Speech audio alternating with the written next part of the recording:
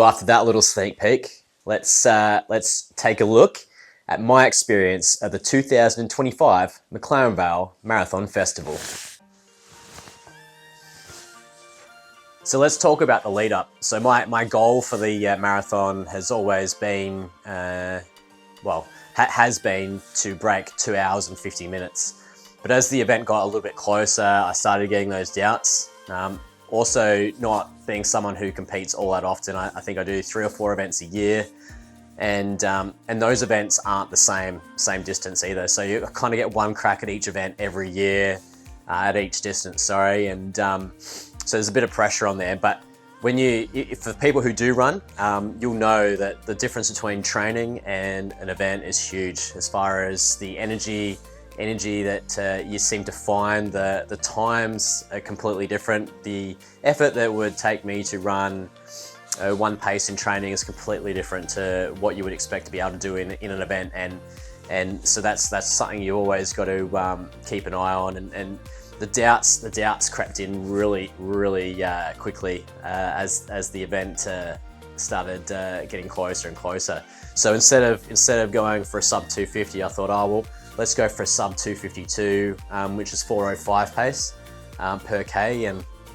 and all my training in the lead up had been so strong. You know, I'd been averaging 87 k's a week for about a 20 week block, and in those weeks I had 5 weeks of 100k plus, and which is something that I haven't had in the past. We've got 3 young kids, and it makes it really hard to get those big k's in. But this time round, I'd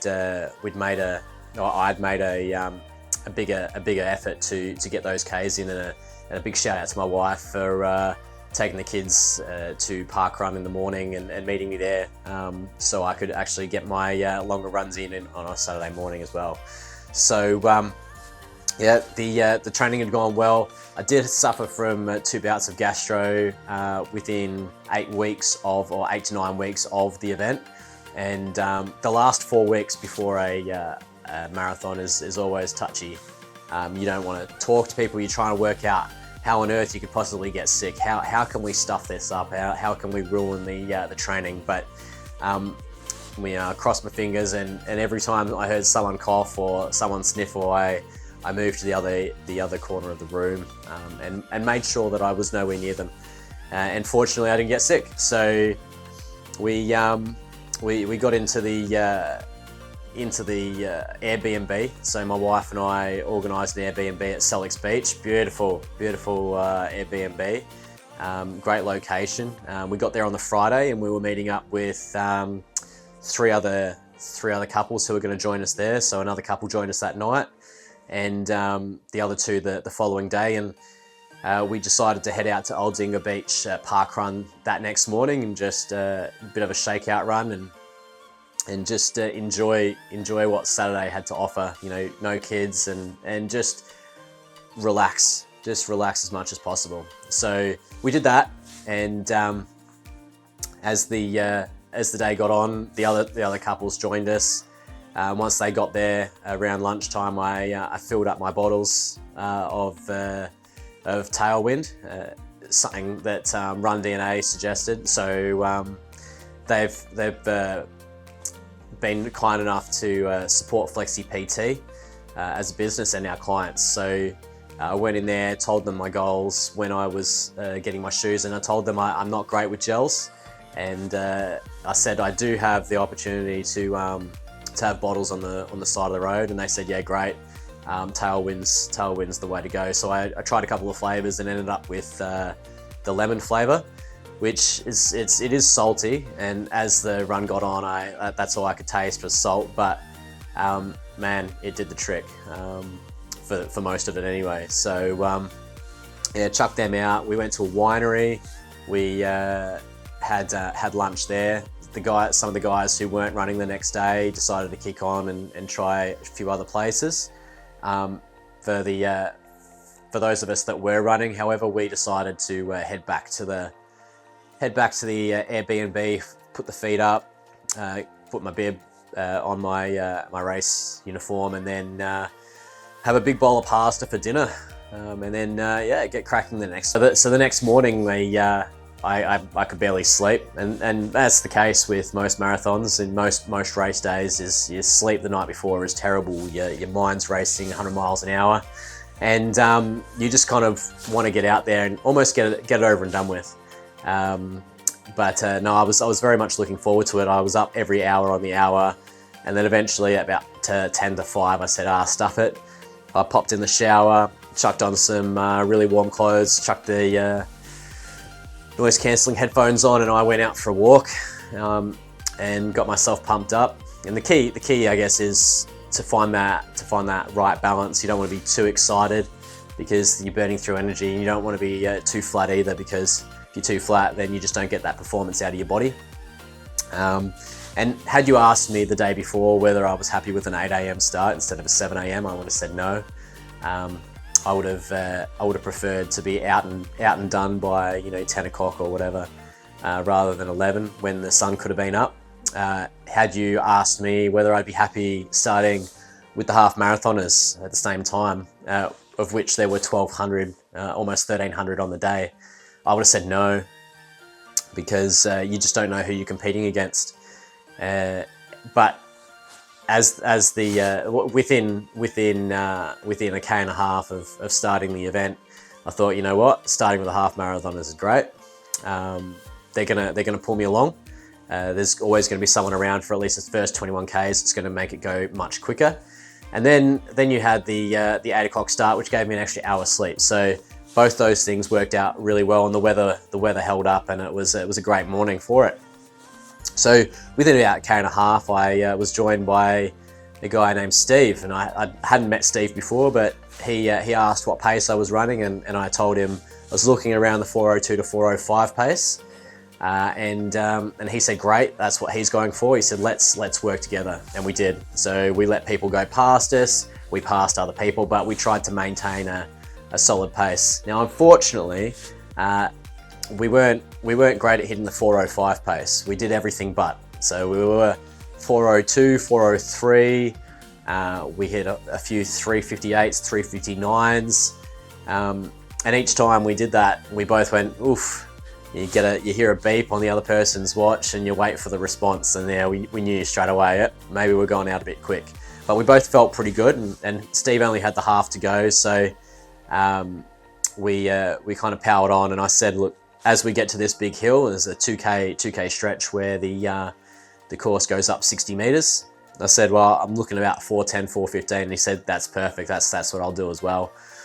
But as it goes, I picked up my nutrition, my bottle on the side of the road, and I just felt a bit of a buzz. Not that I'd had anything to drink just yet, but I felt a buzz. I got my nutrition. I was ready to go, and I ended up leaving him on the hill. I think I did a 4:04 and a 4:08 on those hills, maybe even quicker on the way on the first lap. So he said, "Yep, I'm going to drop back." I said, "Yep, no worries," and I took off, and I made my way through the other half marathoners and ended up turning in about an hour 24:42, I think it was. So as you come to the halfway point, there's a section there where it's downhill, it's 25 meters downhill, and I looked at my watch, and I was doing 3:45, and I thought, oof. And I think I ended up running 3:45 for that K, but I just couldn't slow down. And in my head, I was just thinking, well, this is going to come back to bite me at some point, and it's just when it's going to happen. And it's usually around the 32K mark. If you really stuff it up, that's when you feel the pinch, and that's when things get really hard. Marathon running's really, really interesting. You go out for a training run, and all of a sudden, 10, 15 Ks is nothing. But if you take 3 weeks off, then all of a sudden a 10 to 15K run is, oh man, I'm going to be out there forever. So it just builds this different mentality in you, because you just get so conditioned to running 10, 15, 20 Ks in these runs. And yeah, so the 32K mark is either where you make it or break it. And in my case, I think up to that point in this race, I had completed eight back-to-back sub 4Ks. No quicker than 3:57, but didn't hit the 4 mark. And I'd gone past my my wife and my friends, and as it worked out, their event started at 11:15, so I had their full support each time I went past. They had the cameras out, and a lot of this footage that you're seeing, that you will see, is all from them. So a big shout out to those guys. If you ever need someone to fire you up, it's going to be those guys, and you'll see it by one of the finishing line videos. You can hear how passionate they were and how supportive of what I was doing they were. So big shout out to them. So I've gone through that stage, and I've hit 8 back-to-back sub 4Ks, and I could see in the distance. So I was about 2 minutes 40 behind first and second, and I was 1 minute and 40 ahead of fourth. And in my head, all I was thinking was, fourth is probably where I've got to be worried about. I've got to worry about that person. I don't really have to worry about first and second, because they're on their own. They look strong when I went past them. There's a bit of a U-turn, and they look strong.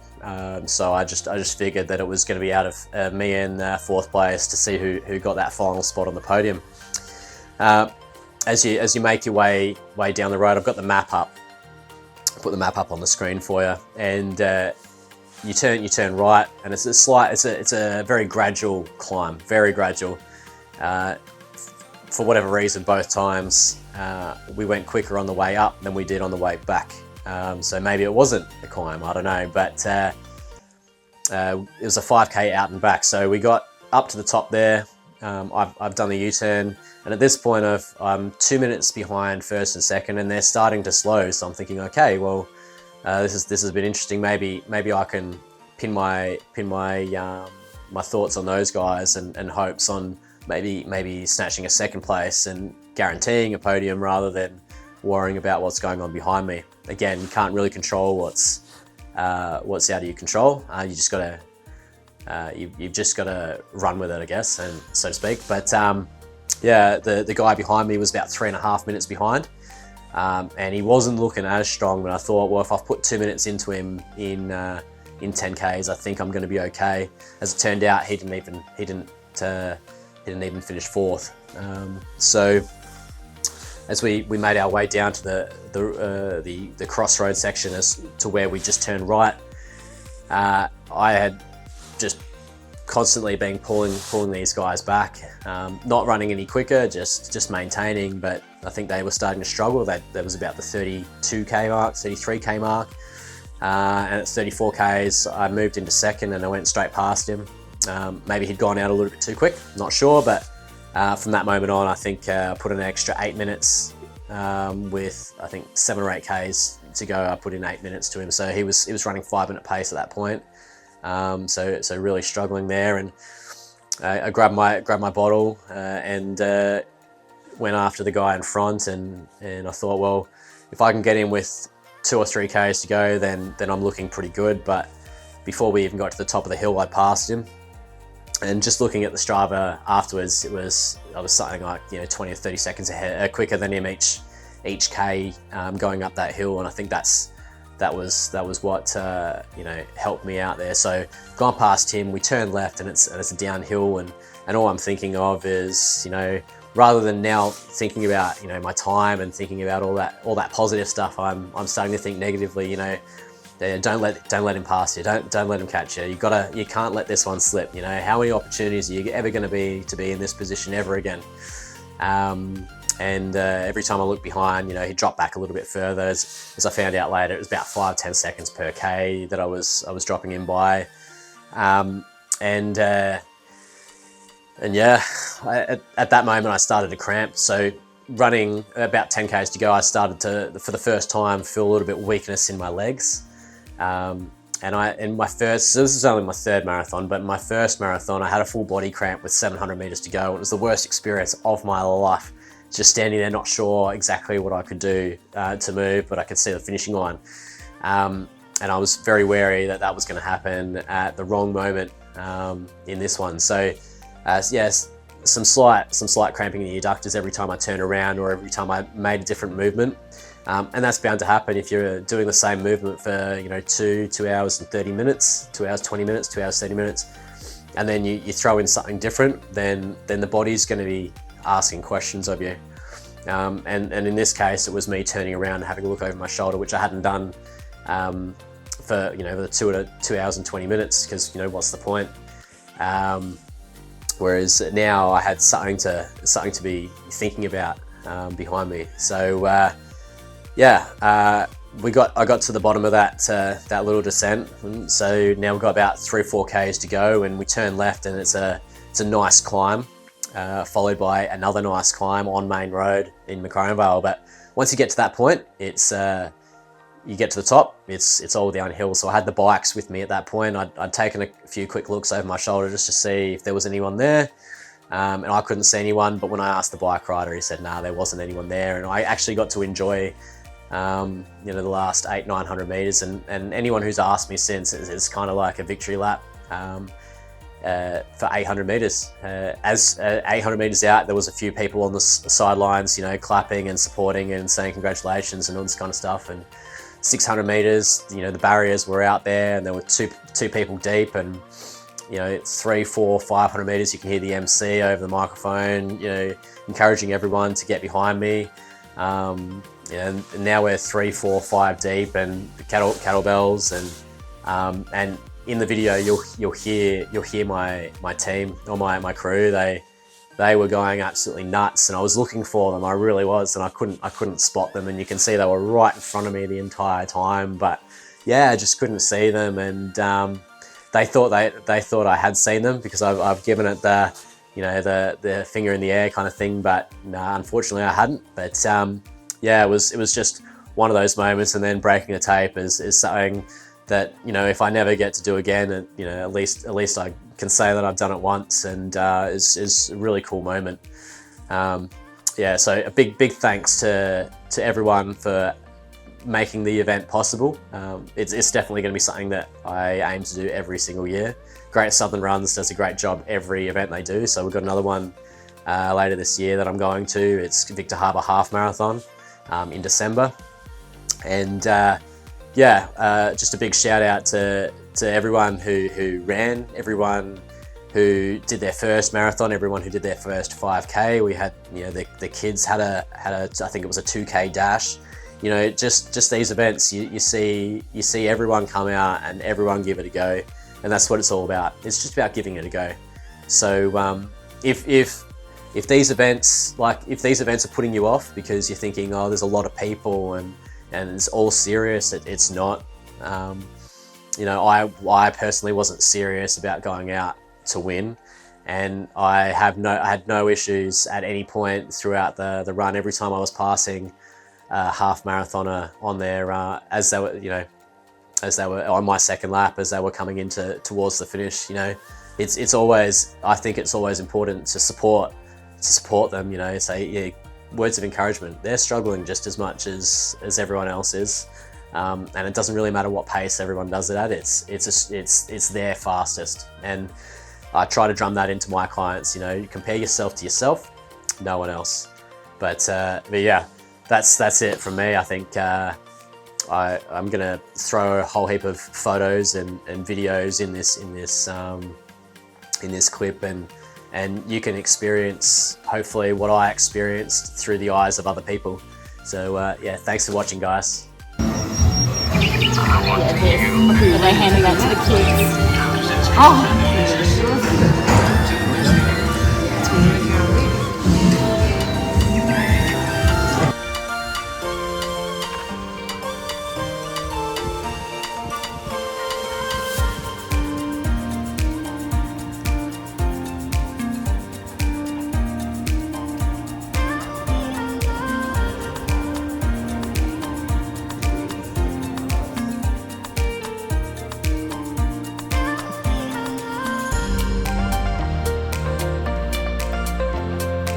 Bush flossing is strictly prohibited, and you must not enter the mines under any circumstances at all. There are invisible potential.